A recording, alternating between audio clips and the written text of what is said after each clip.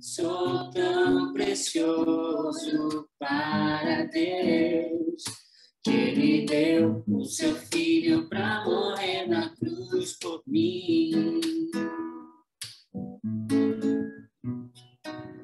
Oh, Deus, te louvo pelo teu amor. Tu mudaste meu interior e agora eu quero viver para transmitir esse amor que vem de ti. Oh, Deus, te louvo pelo teu amor. Tu mudaste meu interior e agora eu quero viver para transmitir esse amor que vem de ti. Quanto amor Ele tem por mim.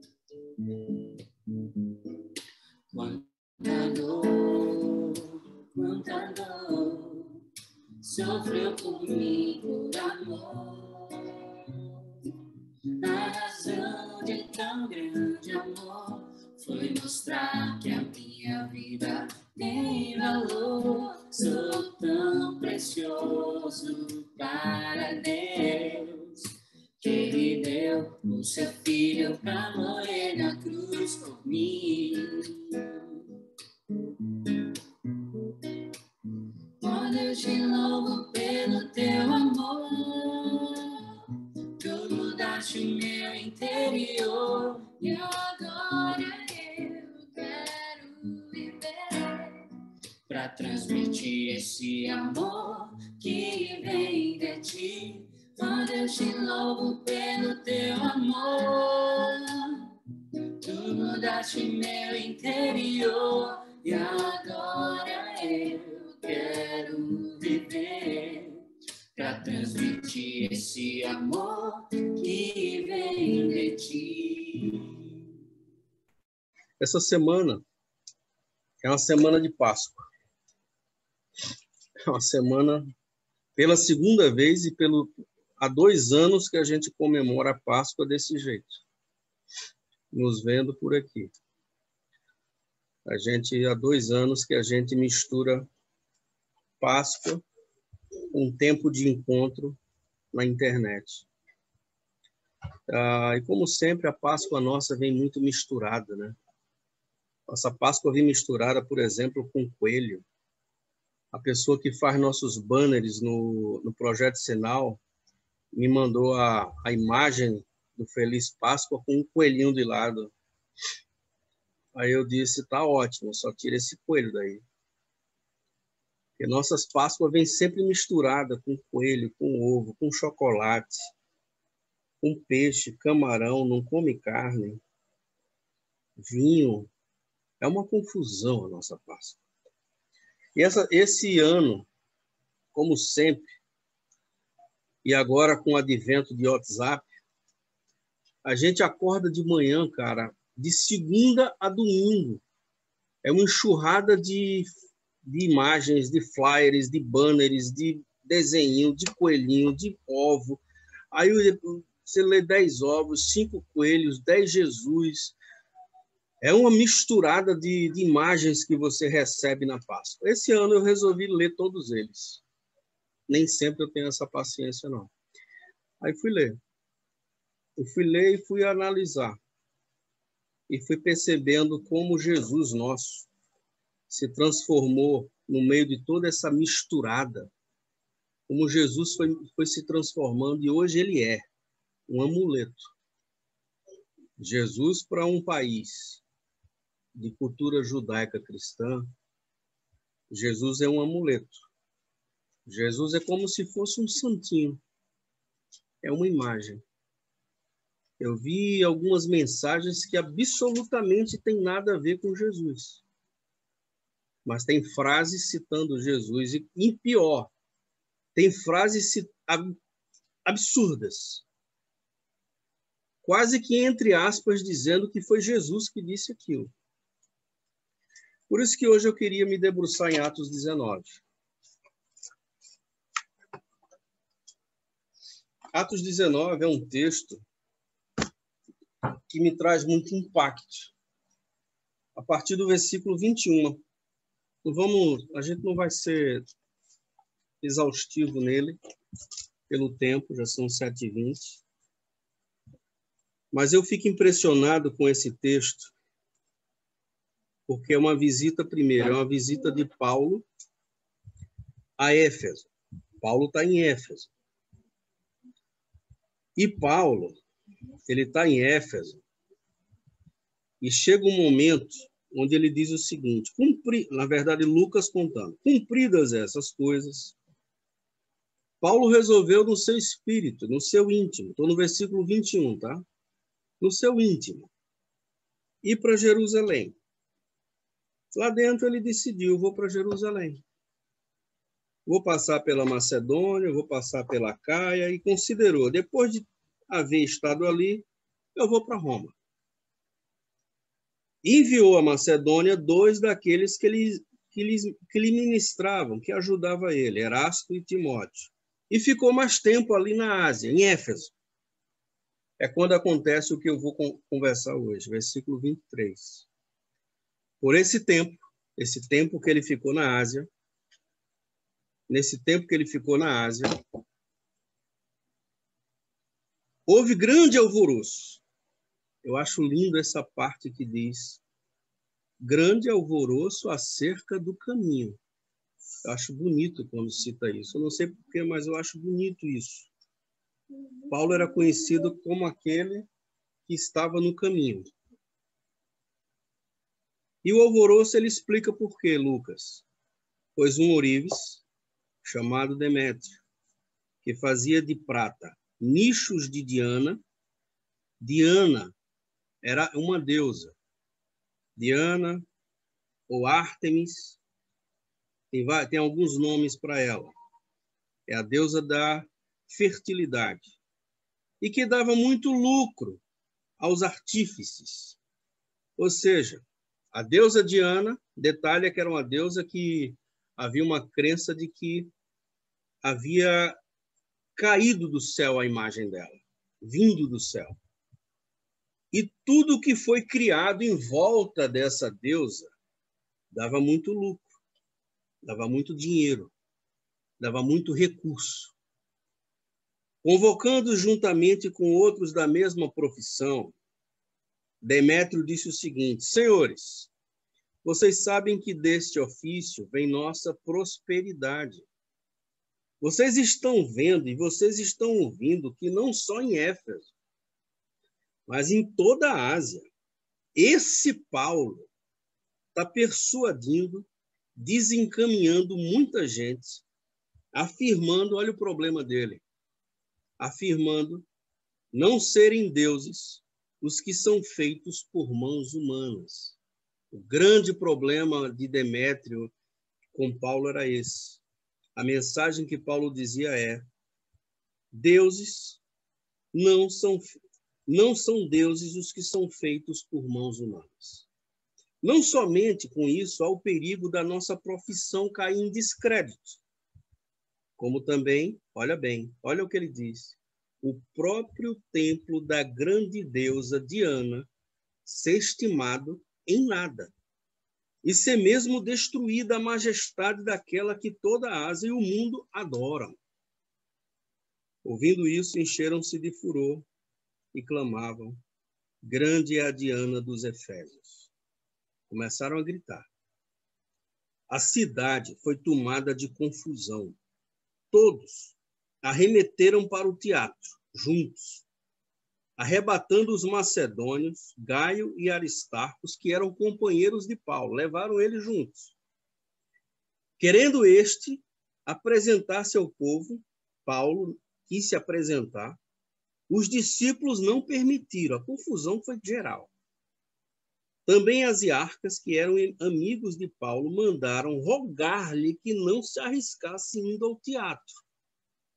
Uns, olha que coisa interessante esse versículo, uns, pois, gritavam de uma forma, outros de outra, porque a assembleia caíra em confusão. E, olha que frase, e na sua maior parte, nem sabiam por que motivo estavam reunidos. Tiraram Alexandre dentre a multidão, impelindo os judeus para frente. Este acenou com a mão e queria falar ao povo. Quando, porém, reconheceram que ele era judeu, todos, a uma voz, gritaram por 2 horas. Cara, 2 horas ficaram gritando. Grande é a Diana dos Efésios. Esse texto me impressiona e a gente podia detalhar ele muito. Mas eu queria começar dizendo o seguinte: eu acho impressionante como Demétrio foi corajoso. Eu acho impressionante como Demétrio faz afirmações que poucos teólogos têm a coragem de fazer. Eu acho interessante como Demétrio, inclusive, enxerga coisas que nós não admitimos. E eu vou citar aquilo que me impressiona em Demétrio. O que Demétrio está dizendo, de forma resumida, é que os ídolos, preste atenção nisso, os ídolos somente se sustentam pelo aparato religioso que se constrói ao seu redor. Preste atenção no que eu vou dizer de novo. Os ídolos somente se sustentam pelo aparato religioso que se constrói ao seu redor. A síntese da crítica e do pensamento de Demétrio nesse texto é esse. É isso que ele está dizendo. Quando Demétrio começa a falar ao povo, e um detalhe interessante, Éfeso era uma cidade quase em volta de um templo. Havia uns 300.000 pessoas naquele tempo naquela cidade, mas é um templo riquíssimo, o templo de Diana. Era, inclusive, tida como uma das maravilhas do mundo antigo. É uma cidade que girava em torno daquele templo. A palavra que Demétrio está dizendo é que esse Paulo, está desencaminhando pessoas, está persuadindo pessoas. E quando ele diz que deuses feitos por mãos humanas não são deuses, ele está desconstruindo todo um aparato religioso que foi construído em volta de um ídolo, de uma deusa. E aí é quando ele diz: primeiro, o nosso negócio vai acabar. Segundo, o templo vai se desvalorizar.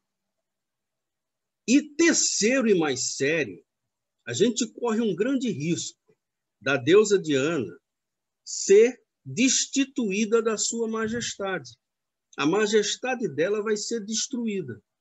A frase e a mensagem que Paulo está usando vai desbaratar todo esse aparato, esses artifícios religiosos que estão em volta do ídolo. Por isso é que ele diz no versículo 25, preocupado. 25. O final. Vocês sabem que deste ofício vem a nossa prosperidade. Ele não está falando só do ofício dele. De todo esse sistema religioso vem a prosperidade da cidade. A gente sabe, gente, preste atenção numa coisa, para você entender o raciocínio do que eu estou dizendo. A gente sabe que ídolo nada é. Eu sei que você está olhando para o texto dizendo: Diana não é um deus. Diana não é nada. O problema é que eles parecem ser. Ídolo parece ser alguma coisa. E quanto mais aparatos a gente cria ao redor de ídolos, liturgias, santinhos, símbolos, adornos, adereços, quanto mais a gente vai preenchendo o cenário onde o ídolo está inserido de artifícios, o ídolo vai deixando de ser nada e ele vai parecendo ser algo real. Por isso ela era adorada não só em Éfeso, como diz Demétrio, mas em todo o mundo.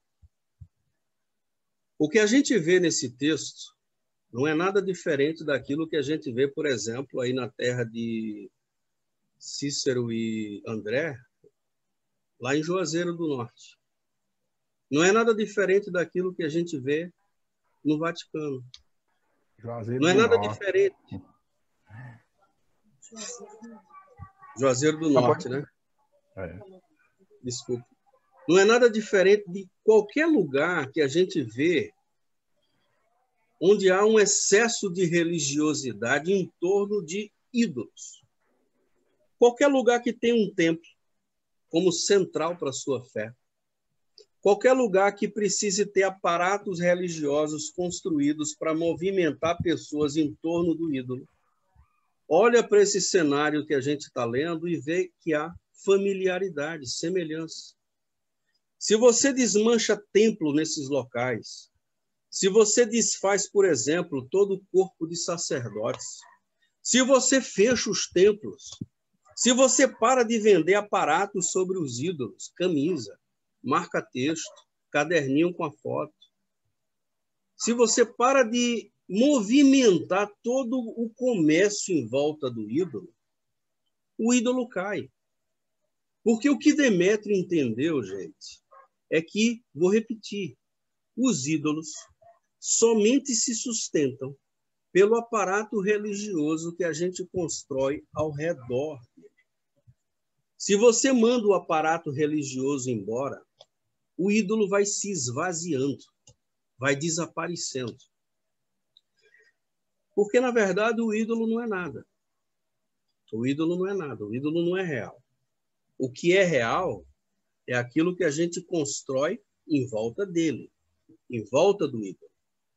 Por isso que se constrói templo, por isso que se constrói um corpo de sacerdotes, por isso que a gente manda fazer camiseta, por isso que a gente manda fazer marca-texto, por isso que a gente cria editoras e livrarias, por isso que a gente inventa datas, liturgias e rituais, porque a gente precisa criar ao redor do ídolo um aparato que dê ao ídolo um valor que, na verdade, por essência, ele não tem. E aí o nada passa a valer e passa a existir de alguma forma. Por que eu estou dizendo isso hoje para vocês? Porque eu olho para a igreja evangélica brasileira e olhei para todas as mensagens que eu recebi hoje, essa semana, e eu percebo que Jesus se parece mais com Diana do que com Jesus de Nazaré. Eu olho para Jesus, adorado pelos evangélicos, e a percepção que eu tenho é que a gente tirou o nome de Diana e colocou o nome de Jesus. Aquilo que se chama de igreja hoje é semelhante a todo esse sistema religioso que Demétrio descreveu. Por isso que quando alguém me diz assim hoje, Thales, você é um desigrejado, no meu coração eu sinto, não sei, meu arrependimento ele não ter sido antes. Eu olho a igreja e o Jesus que eu vejo na igreja evangélica brasileira, em geral, eu sempre digo isso, em geral, evidentemente que há exceções, em geral, é um sistema, é um Jesus com um aparato religioso criado em volta dele o tempo todo para gerar valor e para gerar recurso. Por isso que há vários segmentos hoje na igreja evangélica brasileira dependentes dos recursos que esse sistema de aparatos gera. O grupo e o segmento de pastores vive do que esse aparato religioso gera. O grupo de bispos da igreja brasileira sobrevive a partir de recursos gerados por esse sistema e esse aparato religioso. Os músicos das igrejas é uma imensidão de músicos que sobrevive dos recursos gerados a partir de todos esses aparatos em volta do ídolo Jesus. Eu vi há um mês atrás um cara, que eu não vou falar o nome, conhecidíssimo na música brasileira gospel, lamentando novamente o lockdown. E a justificativa dele é: tive que cancelar a minha agenda. Sem agenda, eu não tenho oferta. Sem oferta, eu não tenho recurso. E por isso, demoniza o lockdown. Porque, preste atenção, e esse é um detalhe importante. Olhando para esse texto, gente, a cidade entra numa loucura. A cidade entra numa polvorosa. Pegam Gaio, levam junto com Aristarco. Paulo quer ir, não deixam Paulo ir. Por quê? O ódio toma conta da cidade. Preste atenção no que eu vou dizer.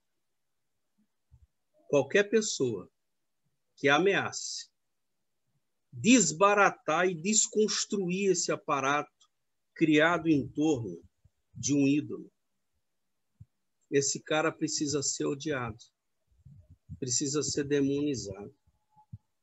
Porque qualquer pessoa ou movimento que vá de encontro a todo esse aparato criado em volta, ele precisa ser demonizado. A igreja brasileira está rodeada de aparatos para vender Jesus. Porque a gente tirou Diana, a gente colocou o nome de Jesus. Mas se você for ler o texto, trocando Jesus por Diana, você vai perceber que tudo que Demétrio fala, que tem a ver com Diana, se aplica ao Jesus da igreja brasileira. Os templos fechados na pandemia. Vamos para um exemplo. Os templos fechados na pandemia é um desespero. Porque templo fechado na pandemia significa fechar o que de mais importante, simbolicamente falando, existe para esse sistema de aparato religioso da igreja brasileira. Olha o versículo 32. De novo. Como agem e como isso tem semelhança com os gritos que nós ouvimos em favor do templo, aqui na pandemia. Uns gritam de uma forma, outros de outra. A assembleia caiu em confusão. Na sua maior parte, nem sabiam por que motivo eles estavam ali. Eles entram numa confusão. O importante é abrir o sistema, os aparatos, o templo. E vou dizer uma coisa, a religiosidade dessa turma é uma religiosidade que tem uma característica. Preste atenção. Grande parte são pessoas apaixonadas pelos aparatos. Não é por Jesus. Até porque Jesus a gente encontra em todo lugar. Até porque Jesus nos disse que, quando perguntaram onde a gente deve adorar a Deus, onde? Jerusalém, Samaria, ele diz, em espírito e em verdade. Você pode adorar Jesus em qualquer lugar. Esse pessoal necessitado dos aparatos religiosos para manter seus ídolos, eles são, na verdade, apaixonados pelos aparatos. Muitas vezes os músicos estão com saudade do templo, para tocar no templo. Não é saudade de adorar Jesus. Muitas vezes os pastores estão com saudade do palanque, do microfone, da visibilidade, dos recursos, de tudo que o aparato religioso gera para ele. É saudade dos aparatos, não do Jesus. É uma paixão pelo aparato, pelo sistema, pelos adereços. Os sacerdotes nesse sistema, eles têm uma função só: manter o sistema funcionando. Santinho, camiseta, bandas, eventos, templo aberto, porque tudo isso é o recurso que eles precisam para manter a máquina funcionando. Sabe o que eu acho interessante nesse texto? Preste atenção. É que Demétrio enxergou. É isso que me impressiona. É um artífice, conseguiu enxergar o que muita gente hoje não enxerga ainda hoje. Vou repetir a frase. que os ídolos somente se sustentam pelo aparato religioso que nós construímos ao redor deles. Ariovaldo Ramos tem uma coisa muito interessante que eu vou ler agora. Ele disse que se um religioso dessa época se encontrasse com Jesus, ele ia ter o seguinte diálogo. O religioso ia dizer: quem vocês são? E o discípulo ia dizer: nós somos seguidores de Jesus. Ah, mas vocês então são do caminho? Sim, nós somos do caminho. E quem são os sacerdotes de vocês? Nós não temos. Quer dizer, a gente não tem como vocês.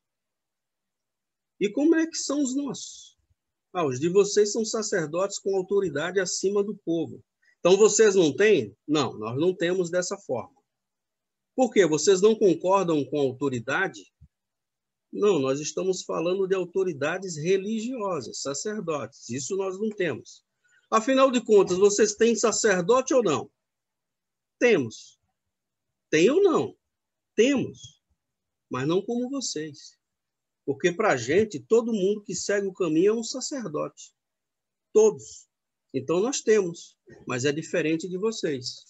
Onde é o templo de vocês? Nós não temos templo. Não? Não. Vocês adoram o Deus de vocês aonde? Em que dia? Em qualquer lugar. Em qualquer dia. Como assim? Vocês não têm um dia especial? Vocês não se sacrificam? E não sacrificam nada pelo seu Deus? Não. A gente fazia isso quando a gente tinha templo, quando a gente tinha sacerdote. Agora não tem mais. E vocês fazem o que para adorar o Deus de vocês? A gente cuida de pessoas. Como assim? A gente cuida de quem precisa de cuidados. A gente visita quem precisa. A gente entrega comida, a gente constrói casas. Eu estou falando de adorar Deus e não de pessoas. Pois é, nosso Deus ele é adorado e amado nas pessoas. Então vocês não são uma religião. E o discípulo diria: não, nós não somos uma religião. A gente tem um Deus e a gente segue Jesus de Nazaré. Mas nosso Deus não come. Por isso que a gente não precisa levar oferenda. Nosso Deus não precisa de vela. Ele é a luz do mundo. Nosso Deus não habita em nenhum lugar que o homem constrói, não precisa de templo. Ele não precisa de nada disso. O que ele nos pede é que a gente construa casa para as pessoas que não têm. Ele não precisa. Ele pede que a gente cuide de pessoas, porque ele não precisa de cuidados nossos. E no final o religioso diria: então vocês não são religião coisa nenhuma. E o discípulo diria: é isso aí, você me entendeu. A minha percepção, gente, para encerrar, é que esse tipo de diálogo não faria sentido nenhum se a gente fosse conversar com a igreja brasileira, com a igreja evangélica. E a minha sensação é que a gente adora Diana, a gente que eu falo, a igreja brasileira. Só que a gente tirou o nome Diana, colocou o nome de Jesus.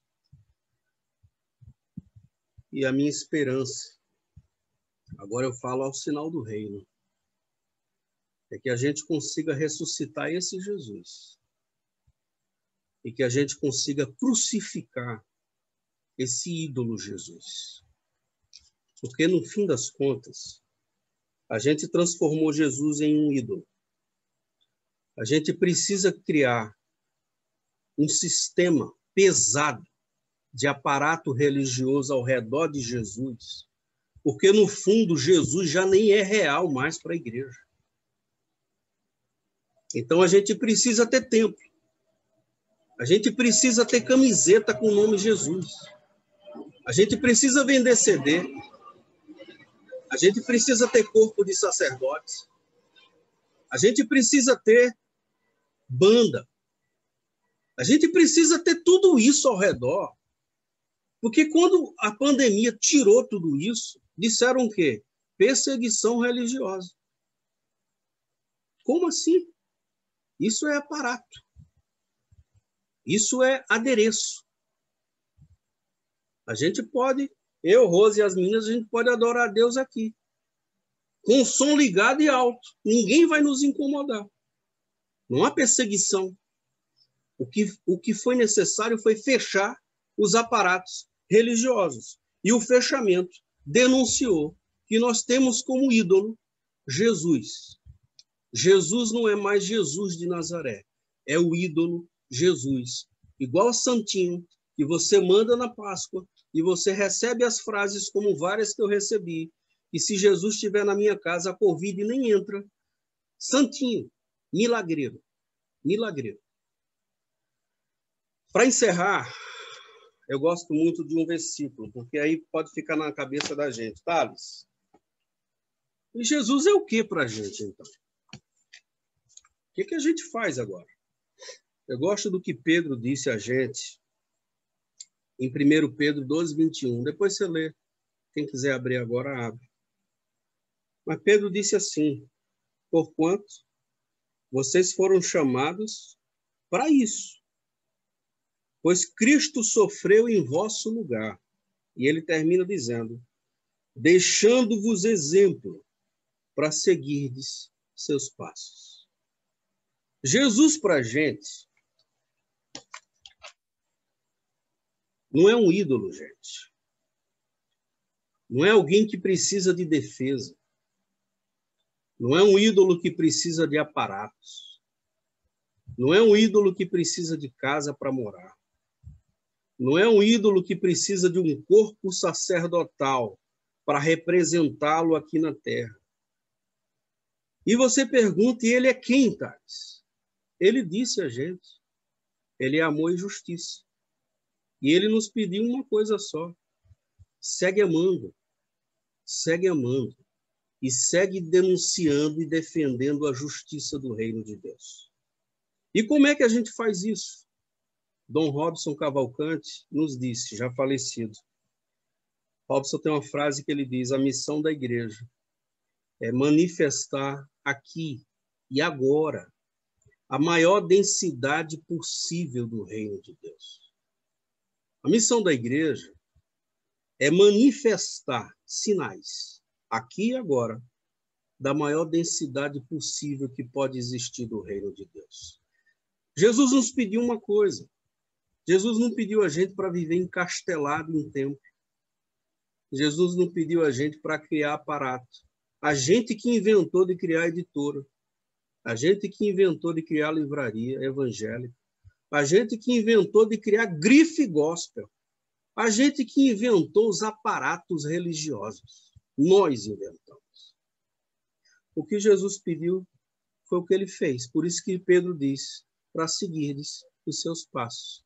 Vos deixou exemplo para seguirdes seus passos. O que é que Jesus fez? Para encerrar. Jesus saía andando pelo mundo, gente. Aí Jesus encontrava um leproso que todo mundo rejeitava, mas Jesus tocava nele. Não pode tocar, a religião não deixa, eu não sou religioso, eu toco. Aí Jesus encontrava um cego, rejeitado por todo o estigma social criado em cima dele, de que ele era daquele jeito porque era culpa dele. Aliás, Abidiel, tem a ver com o que você disse.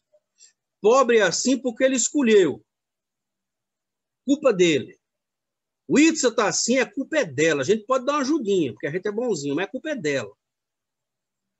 Aí Jesus chega no cego, estigmatizado, e diz: não, nem os pais pecaram, nem ele.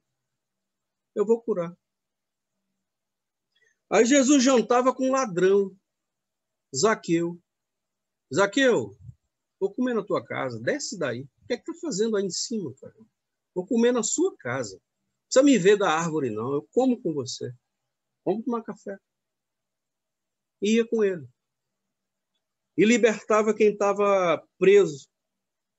E libertava quem estava endemoniado. Pedro nos disse, gente, ele vos deixou exemplo para seguirdes os seus passos. O que a gente tem que fazer? Primeiro, tirar Jesus dessa posição de ídolo. Nós adoramos um ídolo morto. Um Jesus que a gente nem dá mais ouvidos a ele, porque se a gente desse ouvidos a ele, a gente não criava todos esses adereços em volta dele. Ele não precisa. Ele não precisa. A Mangueira no carnaval passado zombou de Jesus e vamos defender. Jesus não precisa de apologia nem de advogado. Jesus não precisa de nenhuma defesa.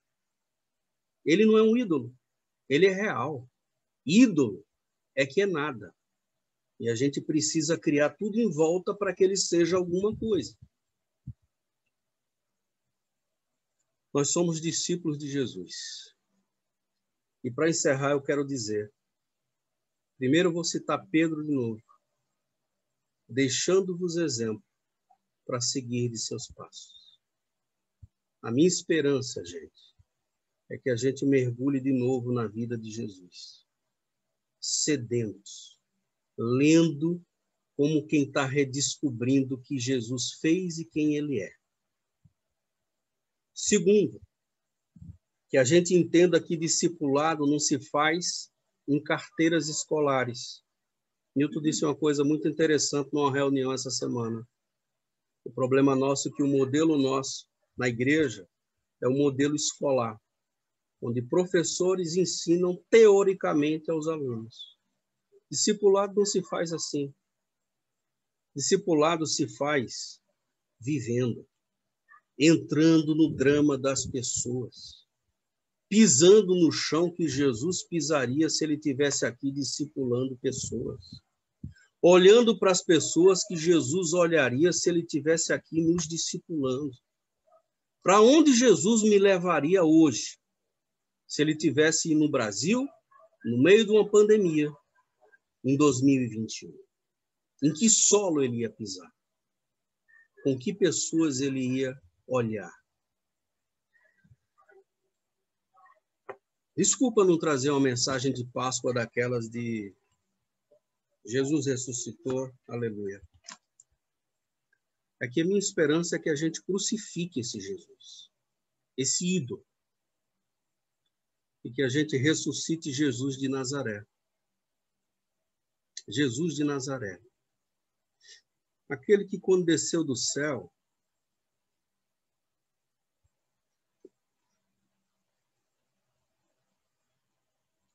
ele já desceu, gente, entrando no drama dos pobres. Ele já desceu nascendo em perseguição de Herodes.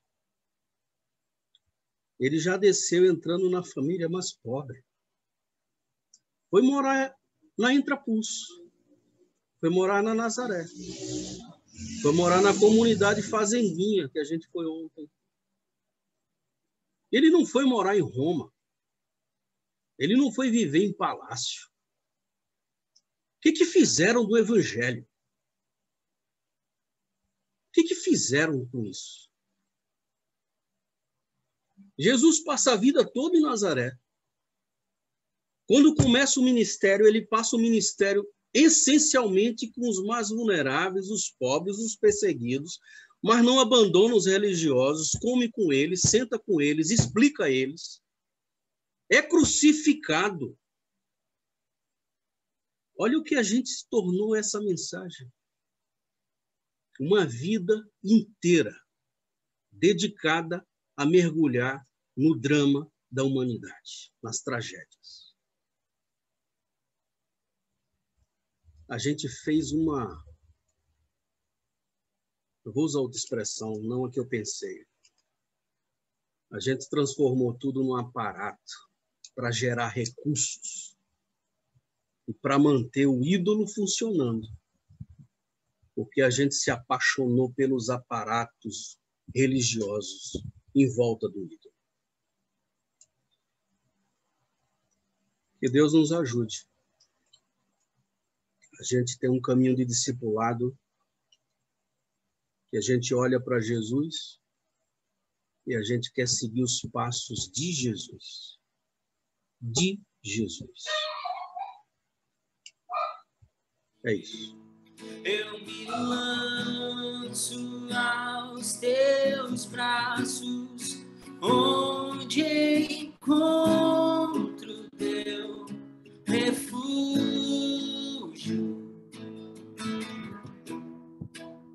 A ti eu vou clamar, pois tudo vem de ti e tudo está em ti. Por ti vou caminhar, tu és a direção, tu só me guiar. Tudo pode passar, teu amor jamais me deixará. Sempre há de existir novo amanhã preparado pra mim. Preparado pra mim. Eu me rendo aos teus pés. És tudo que eu preciso pra viver.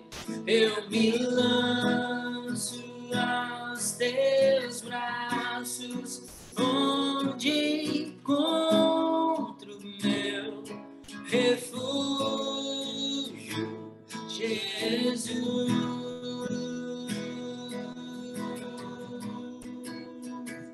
Eis-me aqui,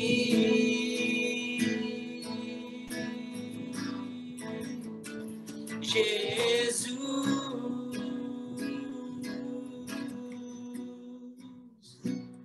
Eis-me aqui.